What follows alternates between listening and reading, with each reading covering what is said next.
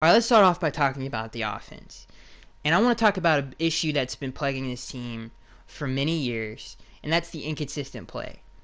This is a very talented roster when healthy, in my opinion. And people want to know how can you go on, or how can you beat the defending Super Bowl champions? How could you beat the defending AFC champions, and then go on the road to Buffalo and then lose? And it's pretty simple. Really, it has nothing to do with the organization because Adam Gase, in my opinion, is a great head coach. The coaching staff, it wasn't the offense as a whole, it wasn't the defense. It was one simple position, and it's the most important position on any field, and that is the quarterback position. The team has been so inconsistent this season, and why it has been inconsistent over the last 20 years, really. And the only exception is the 2016 season, in my opinion, is because we actually had stability at that position, and we actually had consistent play at that position. Yeah, Tannehill didn't, he wasn't, he had bad games, and every quarterback has bad games, but he was very, very consistent, and that was one of the bigger reasons we made the playoffs with a less talented roster last year. Not like the competition got any better this year. The AFC has been pretty trash. I mean, 10 games, 100% gets you into the playoffs this season. I think a 9-win team gets you into the playoffs, but let's not get off track here. The reason the Dolphins lost this game was not because of its defense, was not because of its offense as a whole, and the other 10 men on the field. There were people open on a consistent basis. Jay Cutler could not have had a worse game. He could not have had a worse game. He, in my opinion, if you count all of the, him dropping the football and all the fumbles, he turned the ball over 6 times. 6 times. And he could not have turned the ball over in worse positions and worse scenarios than he did. Also was, the inaccuracy with the football today at the quarterback position that Jay Cutler had. Some of the inaccurate footballs that he threw are mind-boggling. Are absolutely mind-boggling. There were people wide open, and he just missed them. He was inaccurate with the football all day. He was terrible. Utterly terrible. And he is the reason why we lost this game. And seriously, you can't turn the ball over 6 times, but you can't turn the ball over 6 times when there's no pressure around you. Some of those picks, there was nobody in his face. He had good protection, and some of the throws that he missed, it wasn't because he had people in his face. It was just on him. He had a bad game, and he is the reason we lost this game. In the second half, as a defense, we shut him down. And it's funny. Kenyon Drake finished with more rushing yards than Sean McCoy did. Our defense played a tremendous game in the second half. Yeah, they gave up 20 points. To the Buffalo Bills in the first half. The only reason they gave up a field goal in the second half was because Jay Cutler threw an interception and they returned it, I think, to the 20-yard line or something like that. We wouldn't have given up anything as a defense if it wasn't for turnovers in that second half. Jay Cutler could not have had a worse game. And I know I've said that twice already, but again, people want to know why this team is so inconsistent. It starts and ends with the quarterback position. You cannot have a quarterback that plays like that, and you don't know what you're going to get on Sunday with him. You just don't know what you're going to get. Are you going to get the Jay Cutler that throws 3 touchdowns against the New England defense? Or are you going to get the Jay Cutler that turns the ball over 6 times in a game and that just misses people that are wide open? You just don't know. I mean, when he's off, he's really off. And when he's on, he's really on. And you can't have that at the quarterback position. That is what Jay Cutler is. He is an inconsistent quarterback. Yes, he has these games where he makes plays that are ridiculous. Even in the Bills game, he made throws that were like, what the heck? Where was that 2 plays ago? There was there was a 4th and 14 in the game where he made an immaculate throw that was just ridiculous in between 3 people for a first down to Jarvis Landry. But the man is so inconsistent. People want to know why this franchise has been inconsistent over the last how many ever years. Is because we haven't had a dang franchise quarterback since Marino left. And since Tannehill, and again, I think Tannehill is a franchise quarterback, and I think he came into his own in the 2016 season. I think he proved to this franchise that he is that. And we don't have him on the field. He's not here, and we have Jay Cutler. That's why this franchise and this team has been so inconsistent. What's so frustrating about this game is not the fact that we lost the game, but it's how we lost the game. It's all too familiar with Dolphins fans. Our defense plays lights out in the second half. Our offense was clicking. There were people wide open. I think it was earlier in the first half, but he missed Kenny Stills on a deep throw. Kenny had at least a step on, I think it was Jordan Poyer. I can't remember who he was on, or at least a yard. If you make a better throw there, then that's a huge play in the game. Our offense played well. Our receivers played well. Our defense played well. Our quarterback just failed us, and that is something that is all too familiar with Dolphins fans. Our team showed up. Our quarterback didn't.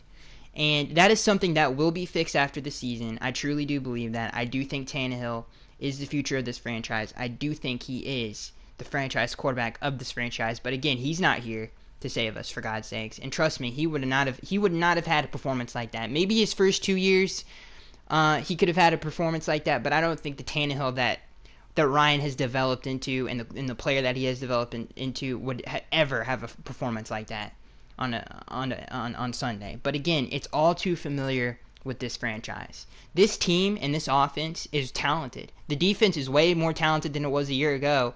TJ McDonald and Rashad Jones, they've been awesome to watch. Stephon Anthony, who we traded for, he's been amazing since he's gotten here. Charles Harris had a tremendous game in relief of Andre Branch. Our defense played lights out in that dang second half, and our quarterback just didn't show up. And again, that is something all too familiar with this franchise and all too familiar with Dolphins fans, and it's getting ridiculous. It's getting ridiculous, and we're sick and tired of it. We're all sick and tired of it. And like I said, it's that people need to stop saying inconsistency with this team. It's the quarterback. That is the issue. You want this to stop? It's that position. It's that position. And like I said, I think Tannehill is the answer to that question mark. I do think he is the franchise quarterback, and it's a dang shame we didn't get to see what he would do in the playoffs. For by far the best season he's ever had, and I really do think he had developed into that guy that we always hope he developed for. I cannot wait till he comes back because I'm sick and tired of this. It's absolutely ridiculous. Some other players on this team, like I said in the video, Kenny Drake has been playing amazing. Like I said, he finished with more rushing yards than Shady did. Adam said that the reason that he went away from him is because that we were suffering too many negative plays. That's total. I don't know why he. If that is true, that's a shame because he was having a great game and he's consistent, and I'm so excited for his future. The receivers played a good game. It's not their fault that a quarterback can't hit them. That the quarterback can't play consistent football. That's not their fault. The offense at times, especially in the passing game, gave him great protection. That's not their fault that their quarterback wants to turn the ball over 6 times. When you drop the ball 3 times in a game and have time to pick it up and survey the field and then throw the football, then your offensive line's doing a dang good job. I mean, that is just absolutely ridiculous. The quarterback position, I'm done talking about it. You guys get it. You guys understand what I'm saying. Let's just move on to the defense. All right, let's talk about the defensive side of the football. They didn't start off great. Shady popped off a couple big runs. The cadet kid, their backup running back, he, had a pretty decent game. They were able to get the edges at times. That's something that the Bills are really good at. Obviously, containing Tyrod Taylor could have been better, but in the second half, he really cleaned some of that stuff up. I've seen a lot of Dolphins fans be mad, or that are mad at Matt Burke because of the, they thought that we could have done a better job of game planning for Tyrod Taylor's speed.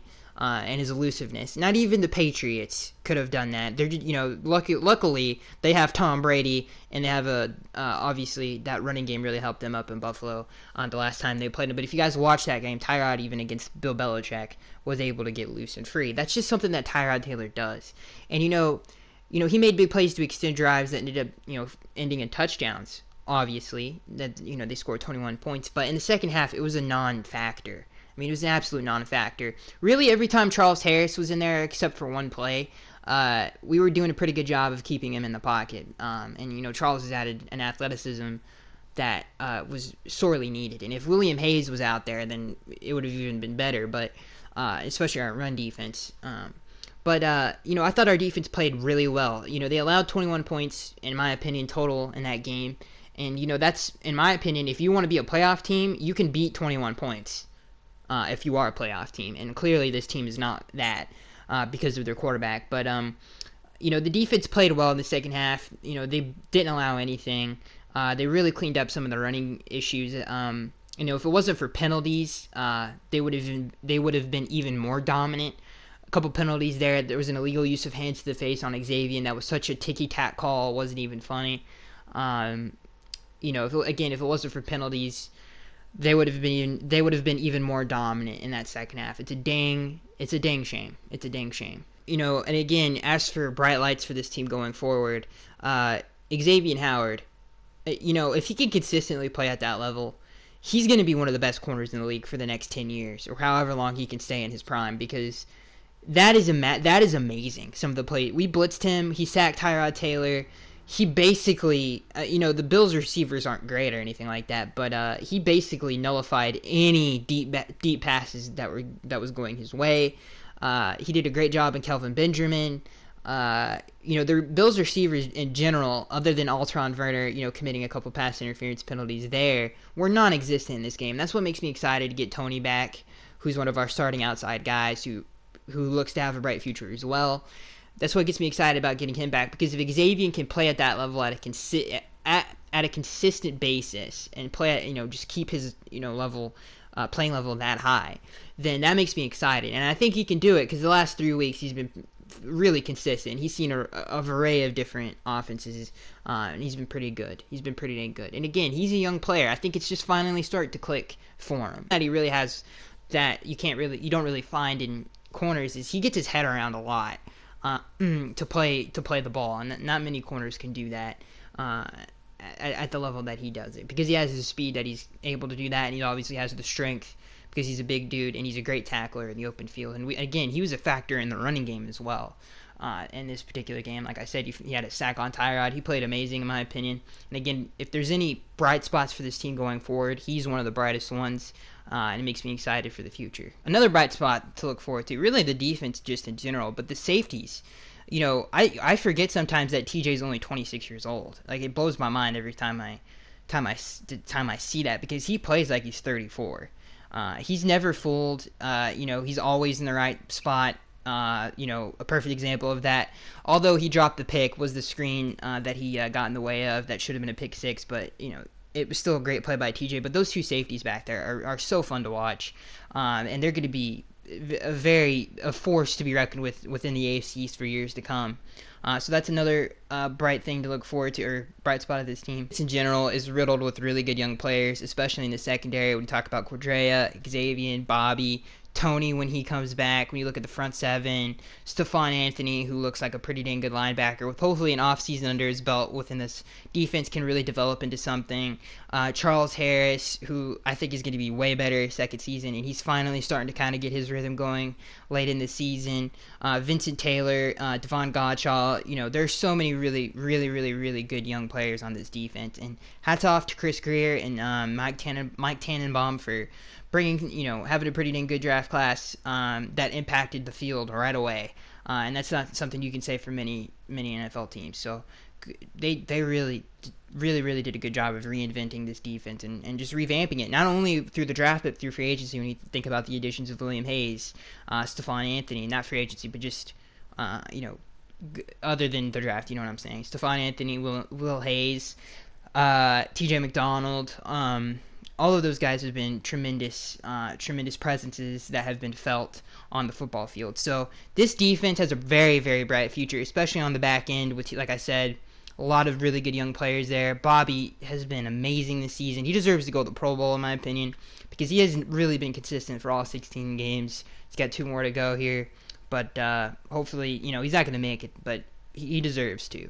But he's been an off-the-charts slot corner this season. So again, there's a lot of things to look forward to, because there's a lot of really good young players on this defense that are just going to get better. But in saying all that, the one thing that I want to say before I let you guys go is this roster is the most talented roster that Tannehill has ever had. I don't even think it's close. It's riddled with young, up-and-coming players. When you talk about on the offense, Jesse Davis, Kenyon Drake, Laramie Tunsil, Juwan James if he comes back, Jarvis Landry if he comes back, Kenny Stills. Devontae Parker is just I don't know what to call him at this point, but he's definitely something that nobody can figure out. So he's up in the air, but Jakeem Grant, who's looked good at times.